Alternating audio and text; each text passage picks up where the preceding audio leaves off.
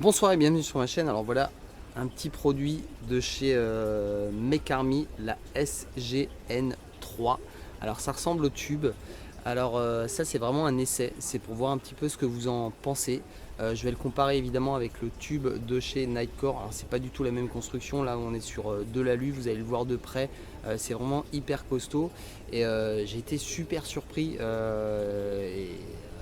super étonné. C'est un peu comme quand on voit un bon film, on est super content, on fait ah ouais, parce que j'en vois des lampes évidemment. Mais là franchement, alors il y a d'autres produits de chez Mekarmi qui sont arrivés avec des lampes longue portée, etc. Des mini lampes comme la PT16 1000 lumens, c'est très petit, vous verrez, je vous ferai une revue évidemment dessus. Mais là tout de suite je vais vous parler de celle-là. Je vais vous faire des photos, etc. Je vais d'abord vous la détailler parce qu'elle fait pas mal de trucs et c'est vraiment super super étonnant. Allez, on va voir ça tout de suite ensemble. Dès que je retrouve le bouton. Oh, il est où ce bouton? Ok, c'est bon, je l'ai. Alors voilà, je vais forcément vous la comparer au tube de Nightcore. Donc vous voyez, c'est sensiblement les mêmes tailles.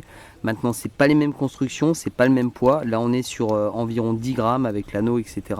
Là, on est sur 30 grammes. Par contre, c'est ultra blindé.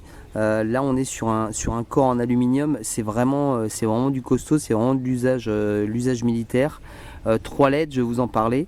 Il y a une notice, mais alors elle est exceptionnellement écrite, ultra petite. Je vous assure que j'ai vraiment du mal à la lire. Alors, 160 lumens pour 1 heure d'autonomie, 50 lumens pour 3 heures d'autonomie, 5 lumens pour 13 heures d'autonomie. Les UV, c'est pas indiqué, le red non plus, le rouge non plus, on sait pas. On nous annonce 40 mètres, franchement, elle y va, vous allez voir, c'est super hallucinant. Enfin, moi je suis vraiment bluffé.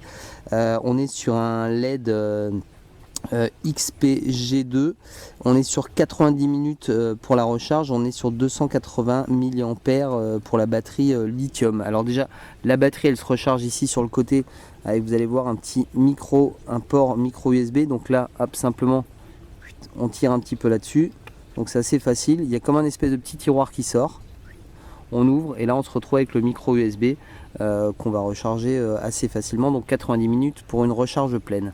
Maintenant, facile d'utilisation, on appuie, ça s'allume, donc déjà ça c'est bien. On laisse le doigt appuyer dessus, hop, on passe, là je suis dans le mode faible, ah non pardon, attendez, pas bon, on refait. J'allume, j'appuie dessus rapidement et là je passe les différentes fonctions.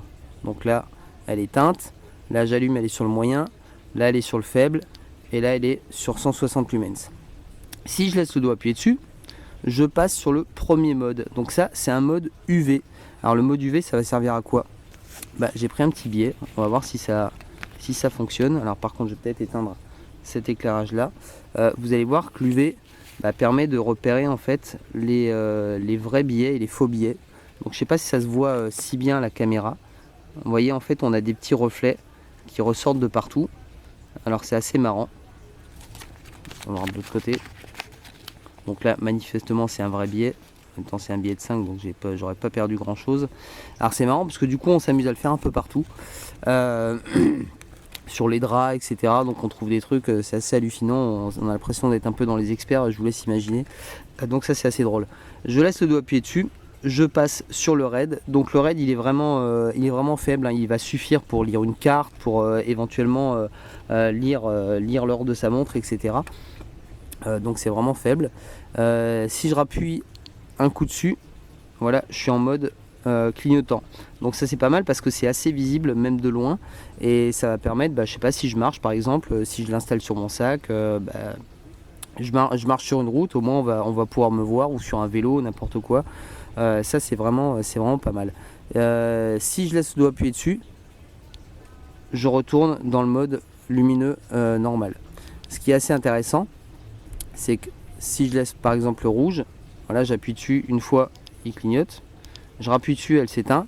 Je rappuie dessus, je suis nouveau en mode rouge. Donc je peux vraiment rester en mode tactique si je le souhaite. C'est pareil, si je veux laisser finalement la lampe UV, j'éteins, je rallume, c'est uniquement la lampe UV qui se met en fonction. Ça c'est pas mal du tout. Au niveau des dimensions, bah allez on le fait en direct, hein. Alors je suis à 55, 56, 57, 58, allez 58 mm de long sur 22 mm de large, et en épaisseur je suis sur quand même 1 cm. Je vous dis, c'est vraiment du balèze. Il y a plusieurs coloris qui existent. Il y a du noir, du bleu si ma mémoire est bonne. En tout cas là je l'ai pris en couleur, ça ressemble à du coyote, hein. C'est du brun quoi. Du coyote. Ah, c'est vraiment, je suis vraiment bluffé, hein. Vous allez voir, je vais tout de suite aller vous faire les photos de nuit. C'est vraiment bluffant, c'est vraiment hallucinant. Allez, on y va tout de suite parce que là on a fait le tour de la lampe. Vous voyez à côté une pièce de 20 cents, ce que ça représente. Donc imaginez ça sur un porte-clés. Je vous dis, je suis super étonné quoi. Ce qui est pas mal aussi, alors c'est de pouvoir la poser. C'est con qu'on puisse pas la poser comme ça pour éclairer le plafond, puisque là c'est légèrement arrondi. Ça c'est un petit peu dommage, mais par contre voilà, elle va très bien tenir comme ça et comme ça. Ce qui n'est pas forcément le cas du tube, quoique. Mais c'est vrai que le tube est un peu arrondi. Le tube, on a un peu plus de difficulté à venir ouvrir ici. Le tube, je m'en sers mais juste tous les jours quoi. C'est juste hallucinant. Les 45 lumens, ça suffit largement. Vous pouvez aller voir mon tube sur l'extrême test du tube Nightcore. J'en ai mis vraiment plein la gueule. J'ai traîné derrière le 4x4, je lui ai roulé dessus. J'ai réussi à le flinguer finalement parce que j'ai réussi à tirer dans l'interrupteur. Mais sinon, il est increvable quoi. J'ai refait le test avec un autre. Enfin bon, on n'arrive pas à le flinguer. Donc imaginez ça. Ça, c'est vraiment. Putain, c'est de l'ultra costaud. Allez, on y va. On va tester. Bon, ce qui est assez marrant avec les UV, c'est comme en boîte de nuit, hein. On a des dents super blanches. Et alors ce qui est aussi étonnant, c'est que je fais vite, hein. Vous voyez c'est super faible, hein. Ça doit être de l'ordre de 1 lumens. Par contre quand on éclaire même loin sur 5 mètres et qu'on tombe sur un élément blanc, un t-shirt blanc, mais ça ressort d'une force, c'est juste hallucinant quoi. Donc déjà ça c'est super drôle. Et ce qui est assez marrant, c'est qu'on retrouve des trucs par terre.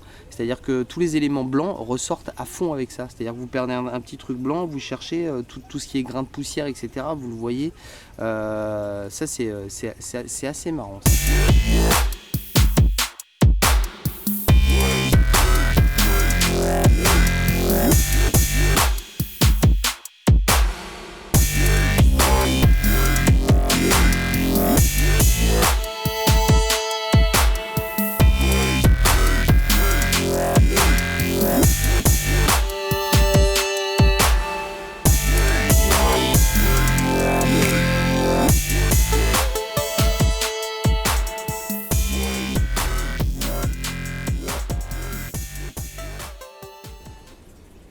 Alors pour conclure sur ce petit objet, on ne voit pas bien, oh ça fait peur. Alors pour conclure sur ce petit objet, donc évidemment il est un poil plus encombrant que le tube, par contre une plus grosse autonomie, à mon avis une plus grosse résistance parce que c'est vraiment du balèze et franchement j'étais vraiment super bluffé. Hein, je vous le dis pas souvent mais là franchement je suis vraiment étonné. Alors comme je vous le disais c'était un petit test, donc c'est pas un Rotex, hein. C'est vraiment là je l'ai eu en main, j'ai joué pendant une petite heure avec. Ce qui est sympa c'est quand on l'allume il va automatiquement sur le mode 50 lumens, donc le mode le plus, on va dire le plus utile, le plus pertinent. Quand on rappuie il passe sur le mode faible et ensuite il passe sur le mode fort. Donc il a une mémoire pour l'ultraviolet et le rouge. Par contre il n'a pas de mémoire pour l'éclairage normal puisqu'il passe directement sur le moyen. Par contre là on le voit très très bien. C'est une couleur chaude et ça c'est vraiment sympa. Alors je sais pas si ça va se voir vraiment sur les photos. Tiens, je vais me mettre en jaune plutôt. Je sais pas si ça va se voir sur les photos, mais en tout cas tout ce qui est végétation avec les 50 lumens du tube. Alors le tube, vous verrez, il éclaire pas beaucoup plus large en fait, mais il est beaucoup plus diffus. Là vous allez voir que le 50 lumens, on le voit sur la prise au sol, il y a quand même un point chaud. Donc il y a quand même un petit réflecteur à l'intérieur, il y a quand même un point chaud, donc ça pousse vraiment beaucoup plus loin que le tube, même à 50 lumens. Ce qui est aussi assez étonnant, c'est que la lumière rouge elle se reflète sur les phares de véhicules à plus de 40 mètres. Ça veut dire que je suis largement visible à 40 mètres, donc ça veut dire que si je marche avec le rouge clignotant, une voiture va me voir à 50 ou 100 mètres facile, parce que même si c'est un petit LED, il flash vraiment très bien. Donc je pense que c'est une lampe vraiment super complète et vraiment ultra petite, quoi. Ce qui est intéressant aussi, c'est que je vais pouvoir la recharger sur mon power bank avec sa prise micro USB, avec la prise de mon téléphone, etc. Donc ça, je trouve ça pas mal du tout, hein. Je suis vraiment fasciné par cette lampe, comme vous avez pu le voir. Bah voilà, je vous dis à très bientôt. Il y a plein d'autres tests qui vont arriver, mais vraiment j'avais envie de vous la présenter celle-là parce qu'elle m'a vraiment fait kiffer. Donc je l'ai mise un petit peu en priorité. Voilà, je vous dis à très bientôt. C'était Chris Air Jones. Bye bye.